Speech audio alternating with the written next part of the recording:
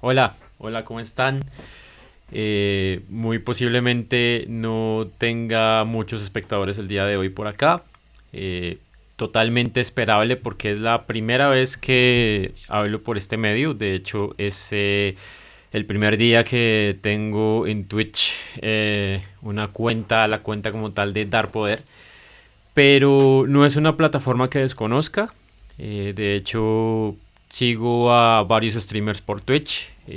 Y de hecho la experiencia y la idea de tener este espacio para hablar de temas en directo nace precisamente de un streamer español que está radicado en los Estados Unidos, que trabaja allá haciendo periodismo sobre política estadounidense principalmente, aunque también temas de tecnología, de farándula no, sino de temas como de actualidad estadounidense como tal para informar a su público que principalmente es español, pero finalmente por el tema de la política norteamericana, que es un tema que interesa a muchas personas del medio hispano, sobre todo en Latinoamérica. Entonces este streamer se llama Emilio Domenech. Habla, pues tiene una plataforma mediante el Twitch en el cual habla creo que como 3 días a la semana y habla un poquito sobre sus temas de experticia. Producto de eso, y también, bueno, viendo un poco lo que hacen otros streamers, que es principalmente hablar de videojuegos, hablar de su vida como tal, pero viendo que también hay otros streamers que hablan de tema de política, decidí lanzarme a esta experiencia. Primero, tengan esta cálida bienvenida en esta noche de domingo 5 de diciembre de 2021. Esto es la iniciativa Dar Poder, es una iniciativa de educación ciudadana orientada principalmente a hacer formación e información y brindar información a las personas sobre temas de formación democrática, ciudadanía. Tengo un canal de YouTube donde ya he subido varios videos ya desde hace algunos años. Y este año, 2021, decidí iniciar un programa de voluntariado para tratar de darle fortaleza a dar poder en otros ámbitos que me interesa que tenga visibilidad. Por ejemplo, en temas de escritura y sobre todo un sueño grande que tengo desde ya hace un tiempo es poder crear una escuela de liderazgo fundamentada en un método que aprendí en una escuela de un profesor de la Universidad de Harvard a nivel virtual, para que las personas por sí mismas puedan ser capaces de sacar sus propios proyectos adelante, teniendo solamente lo que disponen en sus propios recursos y no tengan que depender necesariamente de lo que hace un político tradicional o tengan que depender como de estas prácticas clientelares de tú me das tu servicio, me ayudas a conseguir este trabajo, me ayudas a conseguir este dinero, la beca, el dinero, etcétera, a cambio de apoyo electoral, a cambio de votos, a cambio de gestiones que no necesariamente le brindan a la persona que da su voto como esa garantía de tener ese poder. Precisamente se llama así Dar Poder esa iniciativa porque busco mediante la información, mediante el conocimiento, mediante un poco la motivación, que las personas puedan ser capaces, o mejor dicho, que se den cuenta de que pueden hacer muchas cosas por sí solas y mediante esta información que les doy puedan aprovechar eso también para usarlo a su propio favor. Ese es el objetivo de Dar Poder, como lo tengo pensado y lo he pensado siempre, y la idea es que se mantenga trabajando así esta iniciativa. Bueno, entonces el día de hoy vamos a hablar de consejos de juventud. El día de hoy Colombia vivió una jornada electoral que nunca en la historia habíamos tenido. Jóvenes entre 14 y 28 años, que es la edad que una ley que se elaboró, no me acuerdo en qué año, 2013, se elaboró y fue aprobada en 2013 creo que fue, que se llama el Estatuto de Ciudadanía Juvenil, estableció que el periodo de vida conocido como juventud, o mejor dicho, personas jóvenes, son personas que tienen entre 14 y 28 años. A partir de que está establecida esa edad, no me pregunten, pero igual podemos buscarlo, pero no lo quiero buscar ahora, lo podemos someter a revisión más adelante. Pero ese no es el tema. El caso es que hay una ley que dice que los jóvenes en Colombia son aquellas personas que tienen entre 14 años cumplidos y 28 años. 28 años puede ser hasta 28 años y 364 días cumplidos. Ya el día que cumplen 29 años, ya para el Estado dejas de ser joven. Y eso es muy triste, sobre todo para quienes teníamos la esperanza de votar en las elecciones de consejos de juventud y no lo hemos podido hacer porque ya sobrepasamos esa edad. Entonces, como les venía diciendo, primero tenemos ese espacio, un estatuto de ciudadanía juvenil. Se declaró un grupo de jóvenes, un grupo de personas denominados jóvenes, y a esos jóvenes se les quería dar una especie de representación para la toma de deliberación para las decisiones relacionadas con este segmento de población en específico. Luego para estas personas se creó una figura específica llamada los consejos municipales y locales de juventud. ¿Qué son estos? Son consejos, de hecho grabé un video en YouTube, uno de los shorts que puse hace 2 días, el viernes pasado, en el cual trato de explicar qué es un consejo municipal de juventud. Es un espacio donde están reunidos jóvenes elegidos por voto popular. Hace algunos años existía la figura de los consejeros de juventud, pero eran un poco más desde la voluntariedad que estas personas estaban, pero no había un mecanismo como de representatividad detrás de, del posicionamiento de estas personas como consejeros de juventud. Ya después cuando se aprueba el Estatuto de Ciudadanía Juvenil, ya se declara que los consejeros de juventud tienen que ser elegidos por voto popular, pero resulta que había que reglamentar esa elección de consejos de juventud porque eso iba a implicar, eso tiene muchísimas implicaciones desde lo logístico, desde lo económico, desde lo político también, lo cual hizo que someter a elección la elección de los consejos municipales y locales de juventud se tomara su tiempo. De hecho, esto no se produce sino hasta 2018. La verdad no me acuerdo si fue, creo que sí fue en el gobierno de Santos, fue una de las últimas acciones desarrolladas en el gobierno de Juan Manuel Santos que dejaron listo la modificación del Estatuto de Ciudadanía Juvenil para precisamente poner un poco en regla cómo iba a ser la elección de los consejos de juventud. ¿Y eso qué iba a implicar? Decir cuántos consejeros iban a elegir por ciudades, por municipios, por localidades, porque digamos hay ciudades muy grandes que tienen que están divididas en partes, como es el caso de Bogotá, y hay otras ciudades que son, creo que Santa Marta, Barranquilla, Buenaventura, Cali, creo que también. Son como 7 ciudades que tienen localidades. En esas ciudades no se nombra un consejo como tal para la ciudad, sino que se nombran consejos para las localidades, ya que las ciudades son muy grandes. Esto no pasa, por ejemplo, en Medellín, a pesar de que Medellín es la segunda ciudad más grande de Colombia.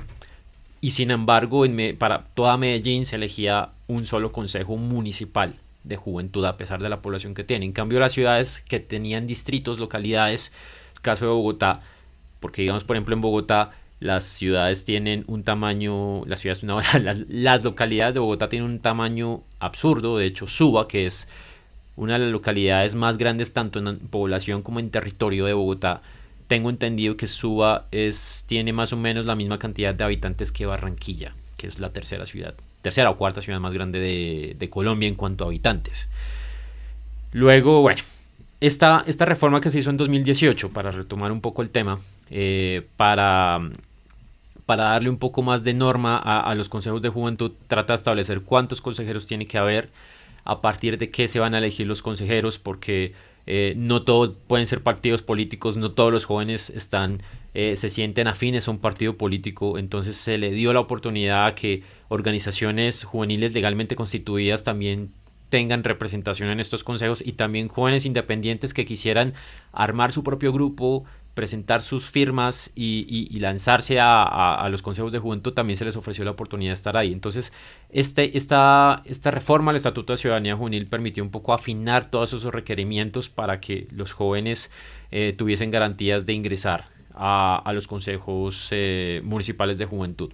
y que esas elecciones estuvieran un poco más en regla. Bueno, ahí quedó la cosa. El testimonio lo toma Iván Duque como presidente de Colombia desde el año 2018. Y finalmente a Iván Duque es a quien le toca ejercer esta voluntad no, a quien le toca ejecutar el mandato de someter a elecciones los consejos locales de juventud. Era algo que ya era una demanda necesitada, porque ya había algunos consejeros que ya se les había vencido su término y se necesitaba esa elección rápido. Y se necesitaban hacer esas elecciones. Ahí me falla un poco tanto la memoria como la información, hay que buscar un poco más, pero tengamos todo como muy claro. Iván Duque resulta elegido en 2018, él se posesiona en agosto. Ese primer semestre de año pues es para poner las cosas en orden en el gobierno nacional. Y en 2019 es el año, es el momento en el que empiezan a organizar cómo va a ser esta logística, cómo va a ser todo el operativo para desarrollar las elecciones a consejos municipales de juventud.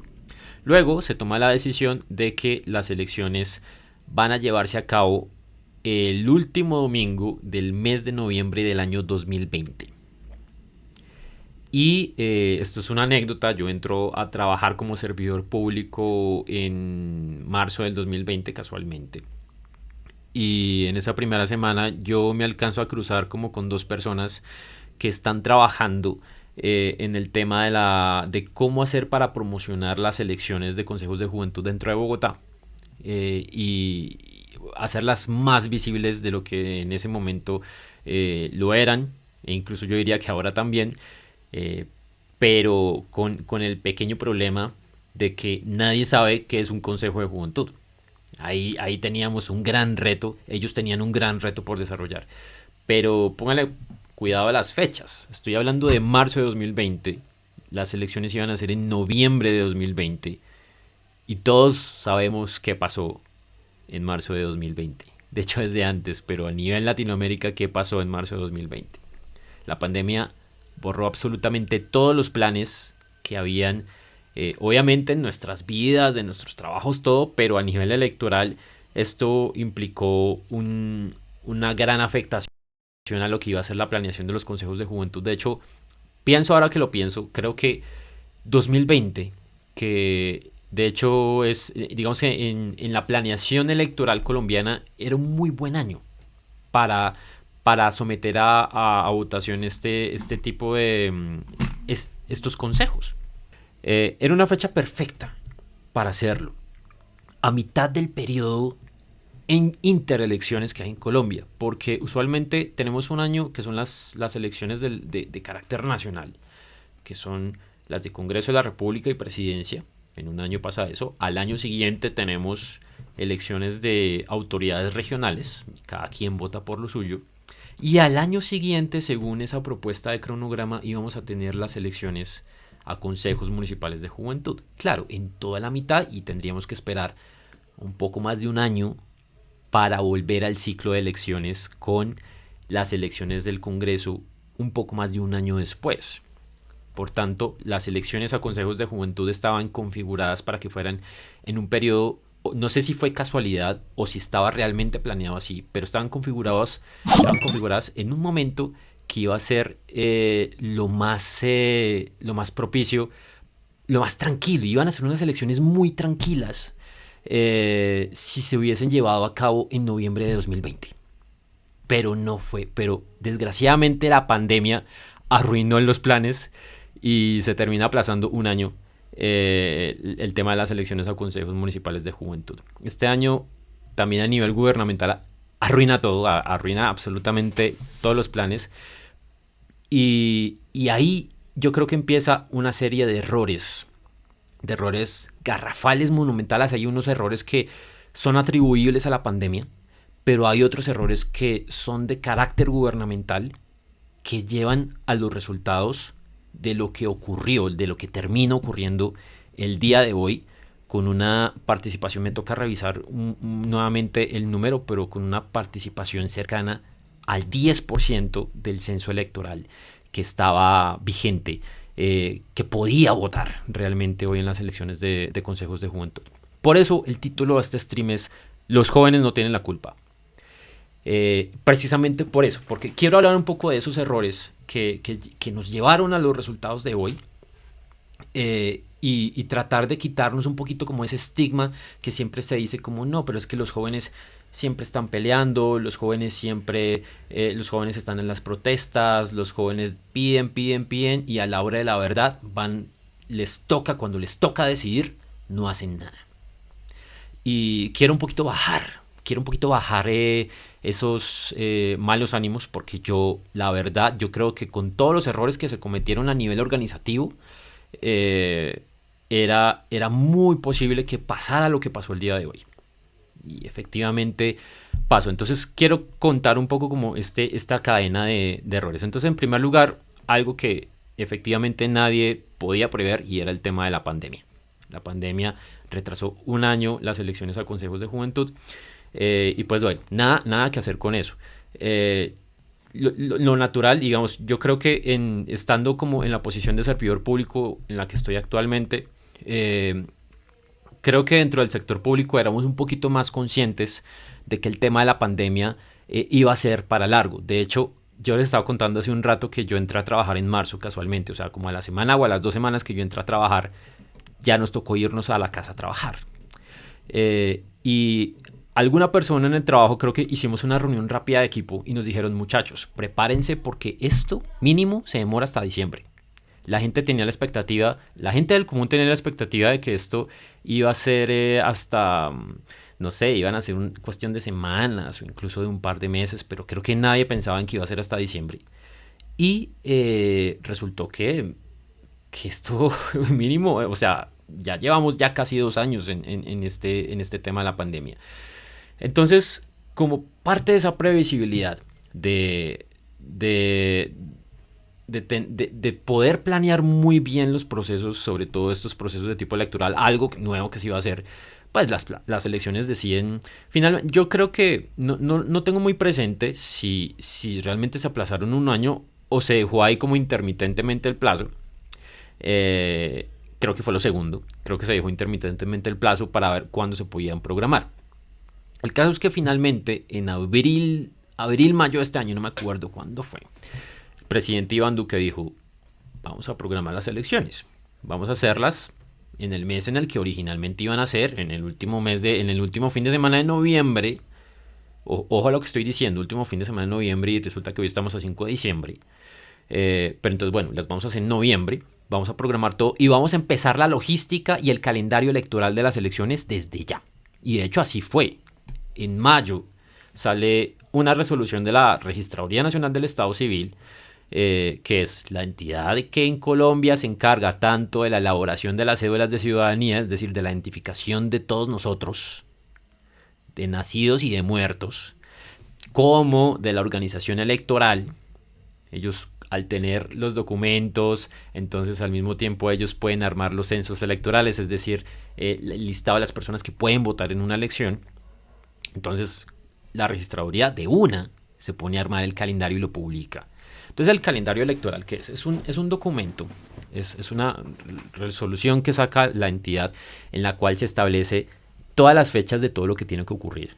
Desde el momento en el que se anuncia que la elección va a ocurrir hasta varios días después del día de la elección. O sea, el calendario electoral es una cosa amplia porque tiene que cubrir incluso el anuncio de los ganadores oficiales de la elección. Es decir, el calendario no se acaba con el día de la elección.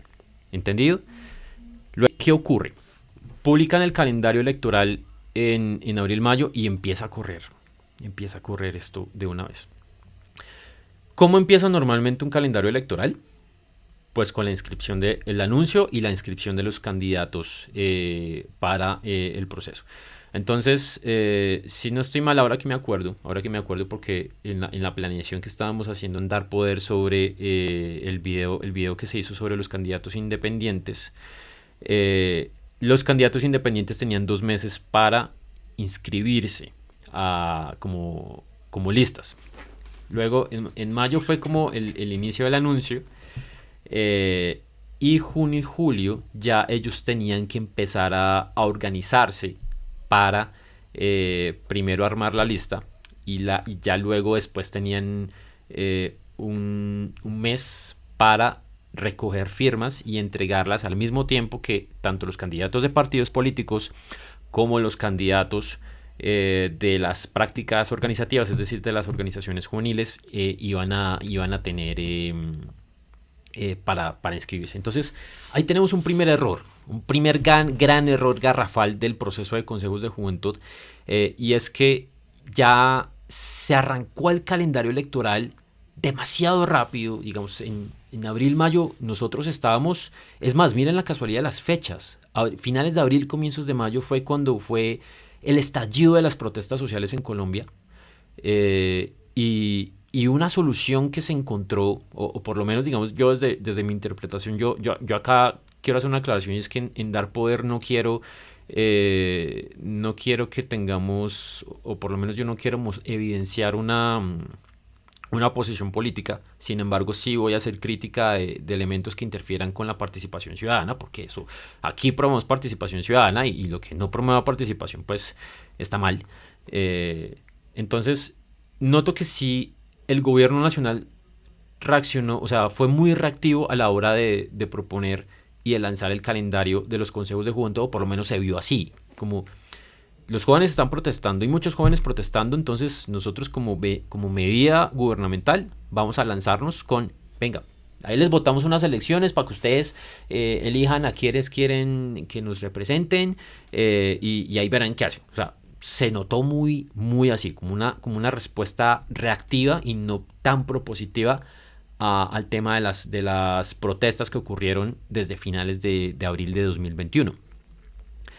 ¿Qué pasa con eso? Que, claro, votaron eso de una vez y, ya de una resulta que ya tenían que buscarse los independientes, conformar sus listas, lo mismo los partidos políticos, las prácticas organizativas, independientes no, sino ya legalmente constituidas. Y claro, esto se hace con nula información, con nula pedagogía, muy sobre el tiempo, cuando estas cosas se tienen que planear. Si hubiese suficiente información, esto hubiese tenido muchísima mejor calidad de la que tuvo.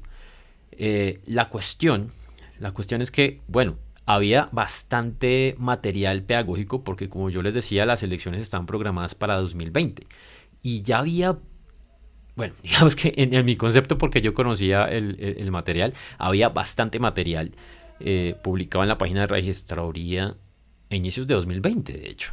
A inicios de 2020 ya había bastante conocido de cómo iba a ser el proceso, cómo iba a hacerse la pedagogía. Pero dijeron como, bueno, no, defiéndanse con eso. Ustedes verán qué resultados hagan con ese material, ustedes harán su campaña, ustedes harán sus inscripciones, pero así como de la nada surgió este proceso, y entonces se empieza a correr el calendario electoral, y nada, o sea, muy poca información al momento de la inscripción de candidatos. Yo creo que de hecho vi mucha más promoción de las elecciones como tal para que la gente votara que para la inscripción de candidatos, lo cual no es un muy mal mensaje a la hora de promover la participación como candidato en estos consejos. Y eso que hubo muy poca información ahora. De hecho, creo que vi más cosas en televisión de consejos de juventud entre ayer y hoy en los noticieros que en todo el año. Eso también deja mucho que desear. Y ahí empezaron las cosas mal. Entonces, poca información y también un calendario electoral lanzado a la carrera. Entonces ahí estábamos fallando. Como anécdota, yo le decía al equipo de voluntariado de Dar Poder que enfoquémonos en el tema de la búsqueda de candidatos, de la inscripción de candidatos a los consejos de juventud. Y yo les decía, venga, yo tengo una posición, y es que aquí quienes van a tener las de ganar son los partidos políticos, porque los partidos políticos tienen más maquinaria, tienen más recursos, son más conocidos, los partidos políticos tienen plataformas juveniles, luego ellos no necesitan tanta ayuda a la hora de buscar campaña, digamos, a priori, porque uno se va a los territorios, a los municipios y uno se da cuenta que los partidos no tienen plata. Ahí, desde Bogotá no es que les ayuden mucho a las regiones para que tengan las facilidades de hacer campaña. Pero el partido político cuenta con la ventaja de que ya tiene un nombre, ya tiene una trayectoria. O sea, ya saben, por lo menos ya sabes lo que hace el partido desde Bogotá. Y no es lo mismo como venderte, no, es que el Centro Democrático, el Partido de la U, el Partido Verde, el Conservador Liberal, o sea, ya son partidos que tienen un nombre que ya las personas por lo menos asocian a algo. A diferencia del movimiento independiente por la juventud soñadora, algo así. O sea, a juventud soñadora, labrarse un nombre. Ese labrarse un nombre, construir una reputación. Primero, darse a conocer y segundo, motivar a los jóvenes a que voten por ellos a partir de esa reputación. Es un proceso muchísimo más difícil para ellos que para un partido político que por lo menos ya alguien desde una posición de ver noticias, de ver redes sociales, ya tiene una posición sobre el partido, sea positiva o sea negativa, pero ya la tiene.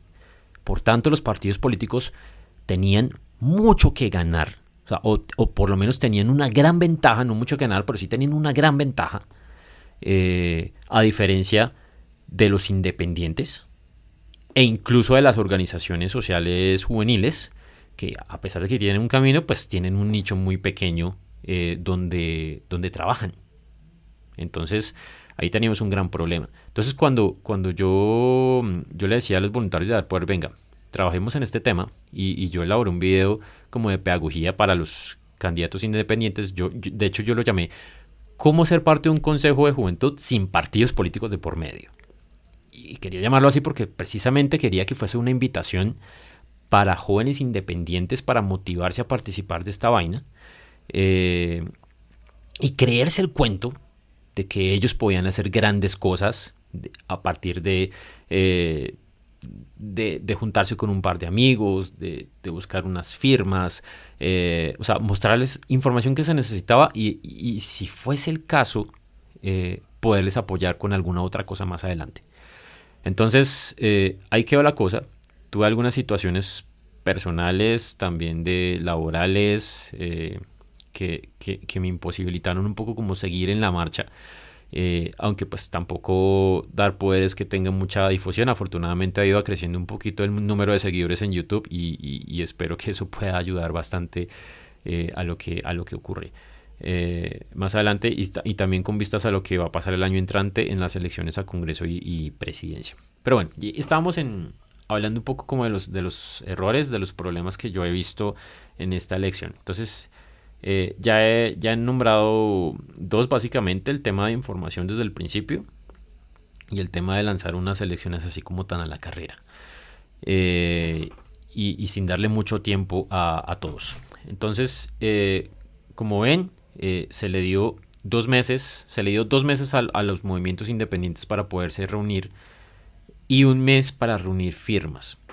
Creo que necesitaban como el 1% del censo electoral de jóvenes o de la cantidad total no mentiras, ni siquiera de jóvenes, del total de la población, para poder inscribirse como candidatos. Creo que el número máximo de firmas que necesitaban era 500, de hecho, creo.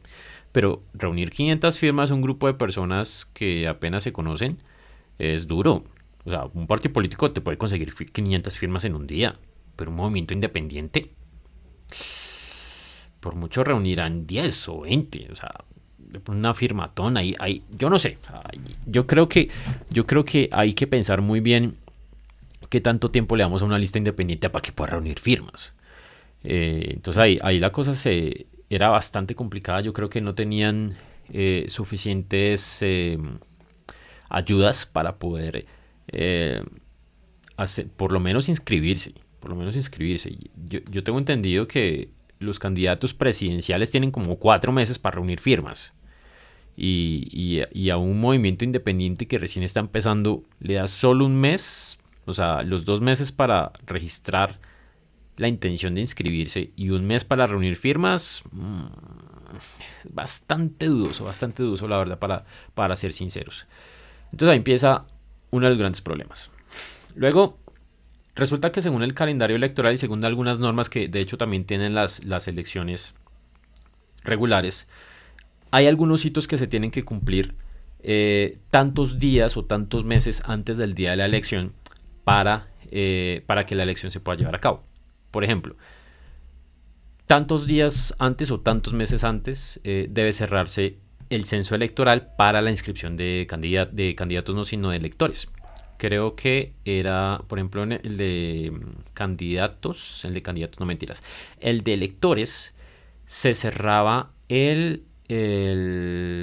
como el 28 o 29 de agosto, algo así, que más o menos coincidía como con 90 días antes de las elecciones como tal. Entonces, eso. Lo mismo el cierre de inscripciones para firmas, el cierre de inscripciones para partidos políticos. Y resulta que había una fecha que era crucial, y era la última fecha que tenían todo el mundo para inscribirse. Los partidos políticos para registrar sus listas, los movimientos legalmente constituidos, los de firmas para poder entregar sus firmas, porque en teoría ellos ya estaban registrados como candidatos, sino entregar las firmas como tal. Y esa fecha, no sé si era, creo que es que una cosa, por ejemplo, una cosa es 90 días antes y otra cosa es como 3 meses antes. No me acuerdo muy bien cómo era que decía la norma. Ahorita revisamos muy bien ese tema. Y resulta que llegando a esa fecha, al parecer, eso es lo que me cuentan algunas personas que estaban metidas en la discusión, los partidos políticos no tenían los suficientes candidatos inscritos para para presentarse como candidatos a los consejos. Cosa que yo creo que si es por parte de los partidos políticos, me parece, o sea, esto es una apreciación personal, me parece que fue una gran irresponsabilidad de los partidos. De pronto no sé qué tanto en las regiones, pero por lo menos sí en los cuadros nacionales desde Bogotá. De no estar presionando, de no estar pendientes de ese proceso de inscripción de los candidatos para que llegaran al día final de la inscripción con listas propiamente dichas. ¿Por qué digo esto? Porque lo que me cuentan es que los partidos políticos le hacen una petición al registrador nacional para que puedan tener un poquito tiempo más para poder inscribir más candidatos, más listas y presentarse con todas las de la ley a las elecciones. ¿Qué sucede? Que el registrador dice, listo, les doy una semana más para que inscriban eso. Pero ¿qué pasa? Según el calendario electoral, tienen que respetarse los días antes de la elección para la inscripción de candidatos. Y eso también tenía una implicación sobre los días que uno podía también inscribir su cédula o su tarjeta de identidad para poder votar en un lugar cercano a la casa. Que eso es otro tema importante, ¿no? Eso es otro tema importante que tiene que ver con las embarradas de hoy. Luego, el registrador, al acceder a que se corra una semana más el plazo de inscripción de los candidatos, forza obligatoriamente a que la fecha de la elección de los consejos de juventud, por toda esa normativa que les digo, que se tienen que respetar unos días entre inscripción de candidatos y selección, hace que esa fecha se tenga que correr una semana.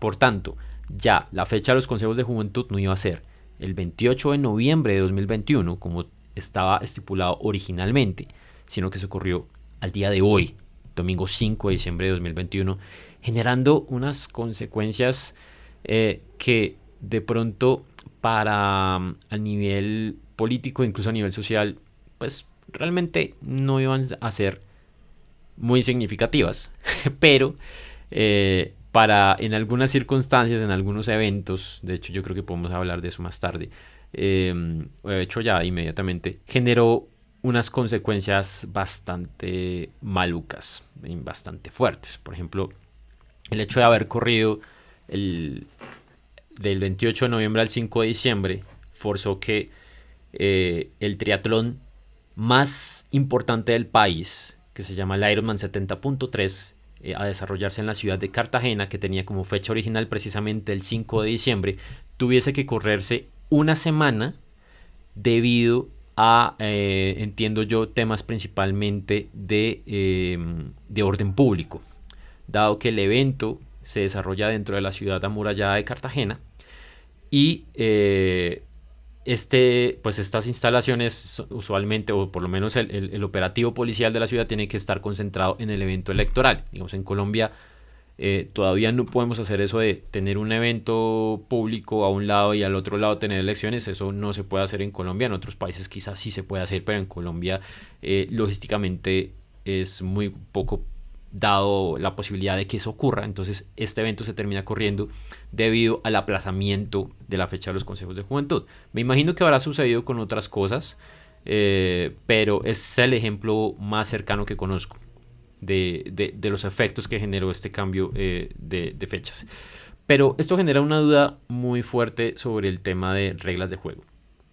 Porque si tú no tienes unas reglas de juego estables, si no consideras que lo que está escrito se va a respetar y no tienes sí, es un respeto como tal a que eso escrito pueda perdurar en el tiempo, pues más adelante las personas van a tomarse esto como, venga, pues yo puedo modificar esto como a mí me plazca, y eso puede generar unos efectos perversos de cara a otros procesos electorales. Por tanto, no estoy diciendo que vaya a pasar, pero si pasó que nos corrieron una semana las elecciones de consejos de juventud, ¿qué va a pasar con las elecciones a Congreso de la República? Que usualmente, o sea, institucionalmente siempre está la regla. En Colombia sabemos que las elecciones de Congreso de la República se llevan a cabo el segundo fin de semana del mes de marzo de un año múltiplo de 4.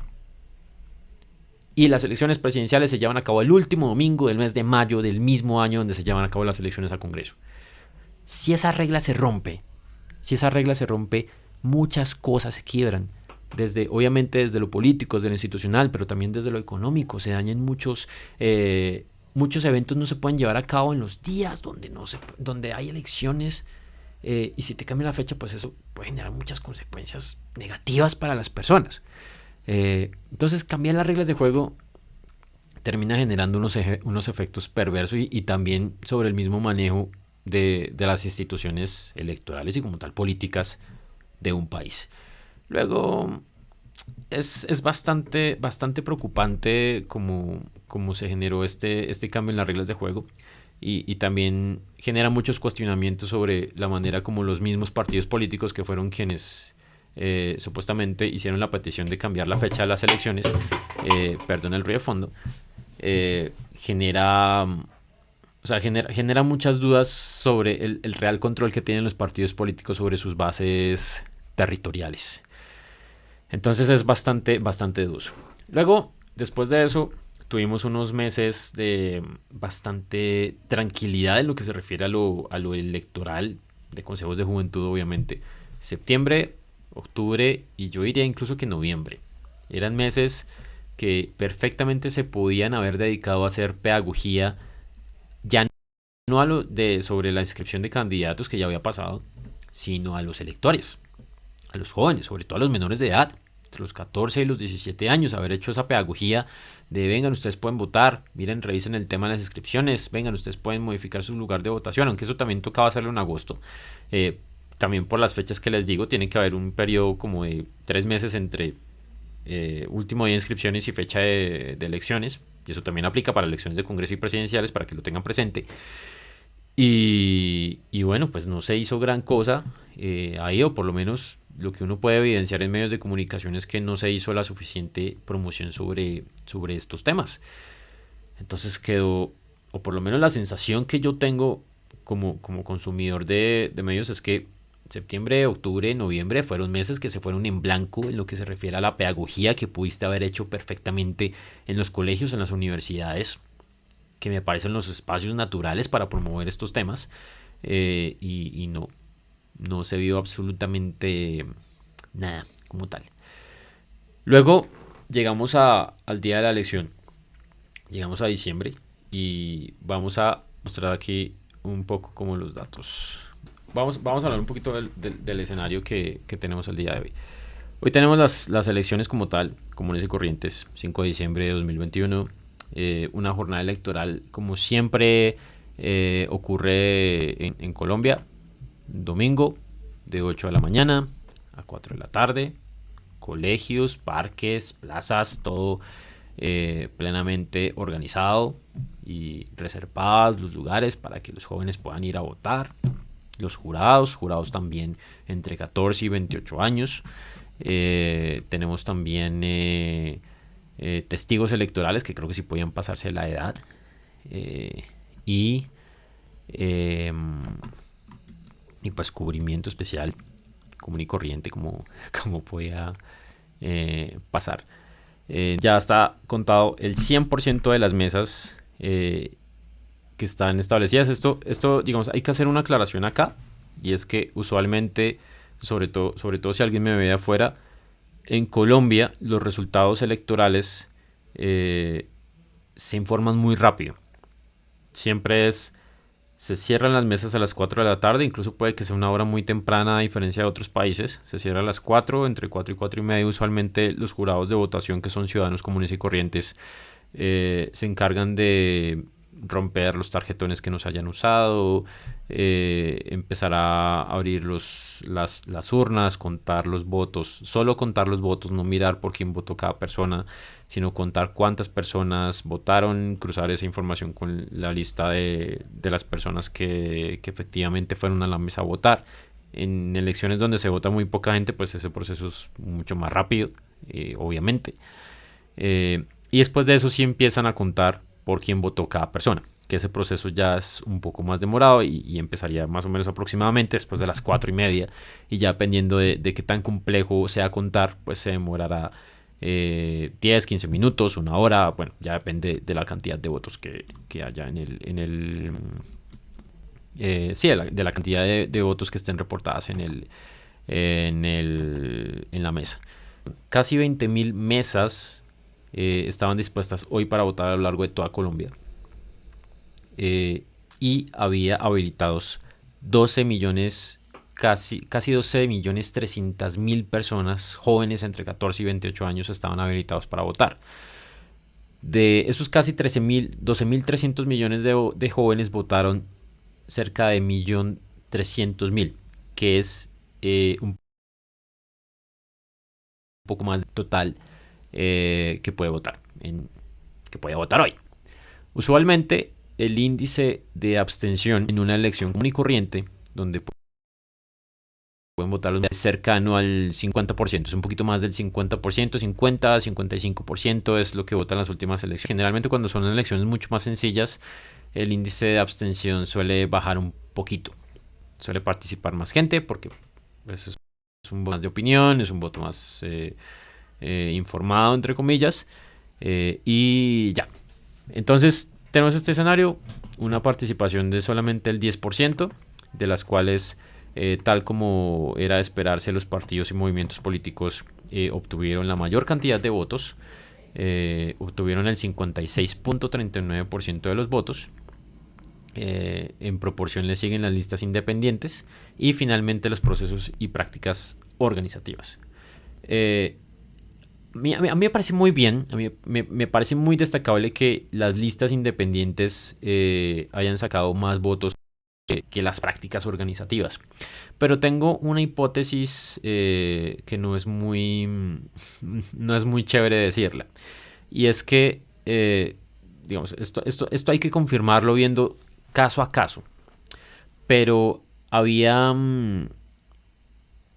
rumores, comentarios,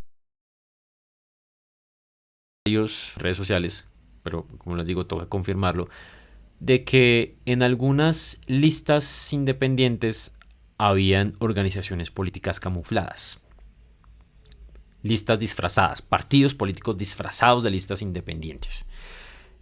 Vi algunos tarjetones de Bogotá particularmente, y en algunos casos de listas independientes sí vi nombres de organizaciones que uno dice, listo, pues sí, son organizaciones independientes, pero con conexiones con partidos políticos o con líderes políticos que pertenecen a organizaciones, a cuerpos colegiados. Por tanto, son organizaciones que tienen mayor visibilidad, son organizaciones que tienen una plataforma más fuerte para escucharse, por tanto, tenían más garantizada esa posibilidad de tener publicidad, de tener como ese acceso a unos recursos no tangibles, para darse a conocer.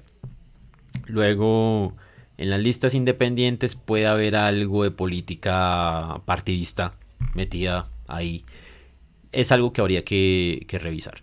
Bueno, entonces estamos viendo esto. Entonces cerca de 1 millón de personas votaron, pero aquí nos hace falta un pequeño dato, y es los votos válidos y los votos nulos, lo cual es un dato que no es insignificante. Es un dato que tiene sentido tenerlo en consideración. Aquí vemos este mapita que me acaba de salir por acá. Está también interesante. A más intenso sea el color de la región, del departamento, es que hubo una mayor proporción de votantes. Entonces estamos viendo que este es el departamento de Sucre, donde Sucre, estoy viendo que se destaca como el departamento donde hubo más participación de jóvenes en relación a su población total potencial que podía votar. Entonces en Sucre votó el 21.28% de jóvenes. Y aquí en amarillito, en blanco, está el caso de Bogotá. Bueno, Bogotá no me deja seleccionar. Ahí está. En Bogotá solamente votó el 6.24%. Y si se dan cuenta, Bogotá está casi en blanco. De hecho, está casi tan en blanco como Antioquia. En Antioquia solamente votó el 6.18% de jóvenes. Entonces 618 versus, qué pena, 618, 624. Es decir, apenas en proporción con la población total que podía votar en las elecciones, en Bogotá votó un poquito más gente que en Antioquia. Y en el Valle también aparece como medio en blanco. Pues un poquito más en blanco que las otras regiones. En Valle votó el 8.92%. Pero si nos vamos a las regiones, 10%, 12, 10, 99, 11. De hecho, en varias, bueno, Santander el 960. Pero viendo los votos de varios departamentos, de la gran mayoría de departamentos, hasta San Andrés, que es uno de los más insular, uno de los más pequeños de Colombia en cuanto a población, votó más del 10%. Entonces, si nos damos cuenta, y esto es un elemento muy curioso, yo no sé si alguien lo vaya a mencionar, los departamentos donde menos jóvenes votaron son departamentos donde hay bastante población. Entonces, estamos hablando de Antioquia, del Valle del Cauca, donde hubo una gran movilización juvenil, sobre todo en esa época de paro, y Bogotá,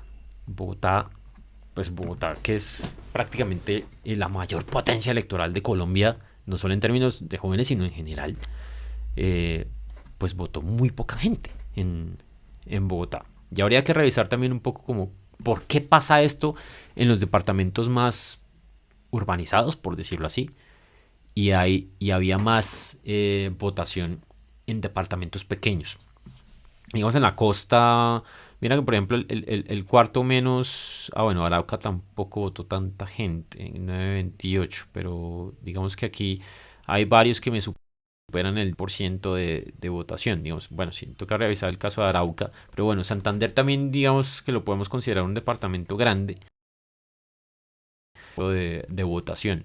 Mientras que en otros departamentos toca ver cómo fue esa dinámica electoral para que en relación al total fuesen a votar más jóvenes. Incluso diría yo que el caso de Sucre es un caso súper curioso. Bueno, entonces ese mapa fue Muy interesante de ver. Venga, miramos aquí. Bueno, aquí está el desagregado de tipo de votación. Entonces, nuevamente aclarar, había tres tipos la lista de votación tenía tres grupos. Las listas independientes, los procesos y prácticas organizativas legalmente constituidas y los partidos y movimientos políticos. Si no esté mal, en todos los departamentos, o si no en la gran mayoría, por no decir la gran mayoría, eh, pues hubo una aplastante ganancia de los partidos y movimientos políticos. Tocaría revisar un poco el sistema de repartición de las curules, porque igual movimientos independientes tienen su cuento garantizado, los partidos políticos tienen su cuento garantizado, y pues cada sección tiene sus consejeros garantizados. Pero, por ejemplo, si hay un sitio donde no se presentaron listas independientes, es posible que esas curules se las lleven de los otros dos grupos. Entonces, posiblemente también por la cantidad de votos se las dan a partidos políticos. Pues eso es triste, eso es bastante triste, pero es la realidad. Es la realidad. De hecho, por ejemplo, uno mira en el departamento del Amazonas y en el departamento del Amazonas solamente hubo 75 votos. Tocaría ver lo que pasa en el escrutinio, pero en el preconteo me aparecen solamente 75 votos de listas independientes. Miremos el caso de Sucre, que es el que me parece más curioso por la proporción. De hecho, está bastante, pues, lo que podemos decir balanceado. Hay 23% de independientes, 22% de procesos y prácticas organizativas, 54% de partidos políticos. Yo diría que la de partidos debe ser un poquito más alta en otros departamentos. De hecho, sí, de hecho, el de procesos y prácticas es un poquito más bajo en otros lugares que en partidos políticos. Lo cual es bastante curioso en general. Mal, mal ahí. Miremos Bogotá, por ejemplo. Miremos Bogotá, que es donde estoy. Bueno, miremos con Dinamarca. Si esto nos ayuda a sacar. Miren que las listas de procesos, los votos que sacan los procesos, por lo general siempre son más bajitos. Bueno, este caso está curioso. Aquí en Guainía que queda por acá. Sí, Guainía queda por acá. Sacaron más votos los procesos que las listas independientes. Bogotá está arriba. Debe estar arriba. Bolívar, Bogotá, Distrito Capital. Bueno, sacaron más votos las listas independientes. Pero bueno, volviendo hubo. Bueno, en Chocó la cosa sí está un poquito más inclinada hacia los partidos políticos. Eh, Bastante, demasiado, diría yo. Con el 66%. Y miramos Boyacá. Está como lenta transmisión también. Qué pena, estoy cansado. Por eso estoy ahí como medio tocándome los ojos. En Boyacá, 53% de los partidos políticos, 35% de las listas independientes y 10% de los procesos y prácticas organizativas. Bueno, miremos sectores ganadores. Bueno, en todo el país obtuvieron más votos los partidos políticos. Eso creo que era bastante notorio. Bueno, aquí está la lista de lo que son los votos en general. De los 1.200.000 votos que hubo el día de hoy, el 72% fueron votos válidos, el 22% fueron votos nulos y el 0.57% fueron votos no marcados. En las elecciones de Congreso, usualmente el 10% son votos nulos, y aquí prácticamente se dobla el porcentaje. No sé si los votos no creo, pero el porcentaje sí se multiplica bastante. Pues se multiplica por 2.5 diría yo. Se multiplica para aclarar, de hecho en uno de los shorts que tengo ponía, bueno, con una canción ahí muy curiosa, el caso de como el tarjeto tenía tres secciones. Por lo menos la hipótesis que puedo tener yo es que un votante primerizo puede ver las tres secciones y puede pensar que tiene que marcar las tres en las tres secciones, pero solamente tiene que marcar una X. Y posiblemente al votar en una por un candidato y en las otras como no tenía candidato, pues votaba en blanco. o votaba por alguna otro candidato X, bueno, por un candidato X, marca una X, muy curioso, al hacer eso anulaba el voto y esto pudo haber generado este efecto. Pero yo quería mostrarles un caso que me parecía interesante y es el caso de Bogotá. El caso de Bogotá, bueno, por ejemplo, ranking votos nulos. Aquí me voto al ranking por municipios. En el Líbano Tolima hubo 64% de votos nulos. Pero creo que aquí debe estar el ranking. Aquí debe estar Bogotá en esta lista. Eso, mira, aquí está Bogotá. En Bogotá hubo 44% de votos nulos. Y el porcentaje de votos por partidos y por listas en general también fue cercano como al 40%. Estos fueron votos en blanco, si no me equivoco. Vámonos para atrás para confirmarles este dato. Pero ¿por qué me parece interesante? Porque puede ser, por lo menos esto también es hipótesis, también tendrá que ser tema de estudio por politólogos y por gente que quiera revisar sobre el tema, que aquí, al haber tanto voto nulo en una ciudad tan grande como Bogotá, es un tema puede ser un tema de voto protesta. De voto protesta porque eh, no se hizo la suficiente pedagogía por la campaña, porque no conocían a ningún candidato, porque deslegitimaban el proceso. Puede haber algo de eso, puede haber eh, muchas cosas que expliquen cómo en una ciudad tan grande como Bogotá tengamos tanto voto nulo. Vamos acá, quiero ver si acá seleccionando Bogotá me muestra precisamente esos porcentajes. Efectivamente. Entonces en Bogotá podían votar casi 1.900.000 personas y votaron solamente 118.000, el 6.24%. Y de esas 118.000 que votaron, aquí está la cifra que yo les mostraba. El 46.66% fueron votos válidos, sin contar, no estoy seguro si ahí contaban los votos en... Sí, ahí contaban los votos en blanco de las tres secciones.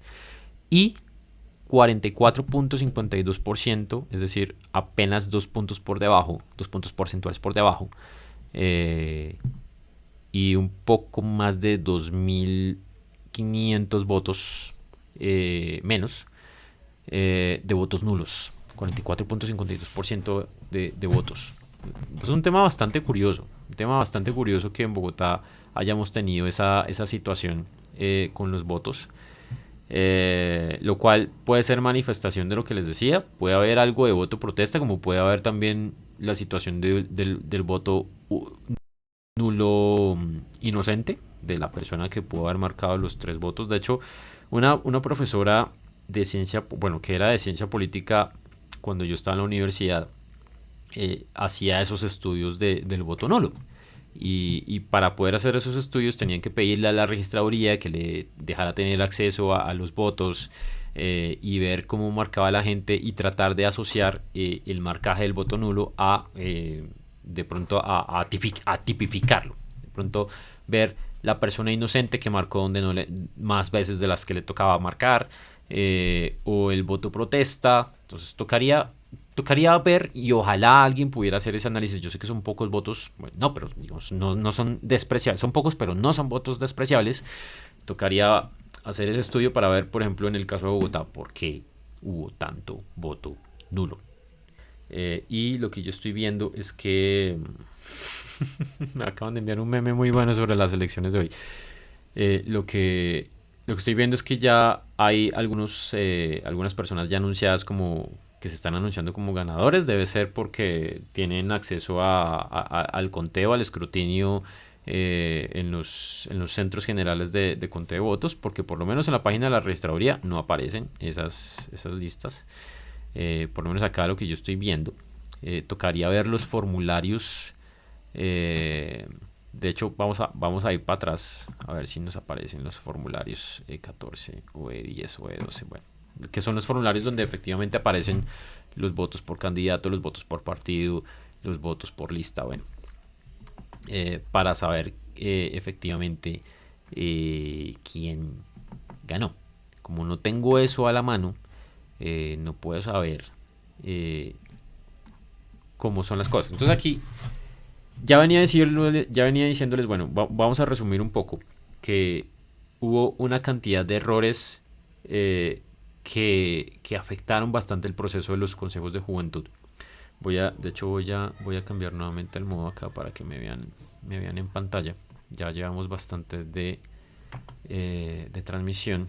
De hecho yo creo que voy a hacer un poquito y después termino para que el video, pues ya está exageradamente largo, pero para que no me quede tan largo. Entonces vamos a tratar de resumir. En primer lugar, tenemos errores en cuanto a, obviamente que no son atribuibles al gobierno, sino que pues desgraciadamente ocurrió la pandemia por COVID-19 y eso retrasó las elecciones. Pero veo una reacción muy acelerada por parte del gobierno nacional a la hora de convocar los consejos de juventud. Aparentemente bajo el influjo del paro nacional que hubo entre abril y mayo, para ofrecerle a los jóvenes una alternativa de algo donde pudieran participar efectivamente. Esto trajo como consecuencia un proceso muy acelerado en cuanto a la inscripción de los candidatos, a la inscripción de los votantes, a la muy baja pedagogía relacionada con lo que significa este proceso de vender los consejos de juventud como un espacio de participación, como un lugar donde se eligen jóvenes para que los jóvenes representen. O sea, esto no se cuenta, de hecho, uno ve mucho la publicidad, tanto del gobierno, incluso también de organizaciones independientes, y te cuentan la misma relatabilidad de lo que son los consejos de juventud, y puede que muchas personas no comprendan desde ese lenguaje tan técnico como tan abogadístico lo que significa un consejo de juventud. Y ahí pudo haber una falla, entonces una falla de información grandísima, también una falta de respeto a las normas de juego, en lo que se refiere a las fechas, de cumplir las fechas de inscripciones, de cumplir con la fecha original de los consejos de juventud. Y ahí me faltó un tema adicional, que fue la denuncia que ocurrió esta mañana de una resolución de la registraduría que salió ayer, con respecto a un cambio que se hizo con respecto a los lugares de votación de los menores de edad, entre 14 y 17 años, que quedaron autorizados para votar en el lugar más cercano a su casa, a pesar de no estar registrados en ese lugar, lo cual podía dar unas situaciones bastante inconvenientes de múltiples votos en distintos lugares. Yo podía votar aquí, luego acá, luego allá, y como no había un registro digital de dónde votaste, entonces eso podía generar algunas situaciones bastante negativas, y sobre todo utilizando a los menores de edad, lo cual también es un agravante muy fuerte.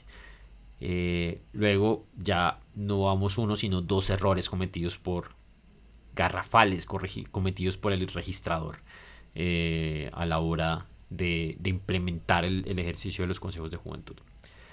Entonces tenemos un problema de información, tenemos un problema de falta de no respeto a las reglas de juego, de no difundir lo suficiente las elecciones. También yo veo un sobreacaparamiento de la publicidad por parte de los partidos políticos. Los partidos políticos contaban con mucha ventaja en cuanto a la marca, en cuanto al nombre, eso lo mencionaba hace un rato. En cuanto ya a la trayectoria que tienen, y eso se ve reflejado en los resultados que sacan en las votaciones. Y finalmente, el poco atractivo con el que se le vende al joven la idea de participar en este espacio también.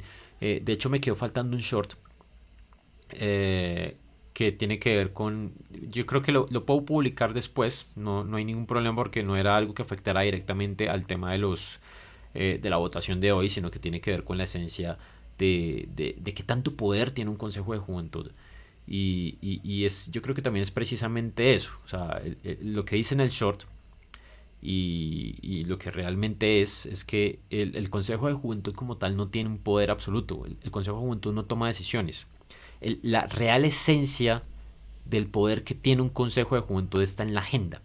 La agenda pública es bastante importante, porque si tú puedes poner un tema en la agenda, el político puede procesar y pensar mucho más en ese tema, que, que un ciudadano común y corriente. Un ciudadano común y corriente muy pocas veces tiene, o diría que nunca, tiene esa interacción directa con el gobernante, mientras que el Consejo de Juventud sí la va a tener.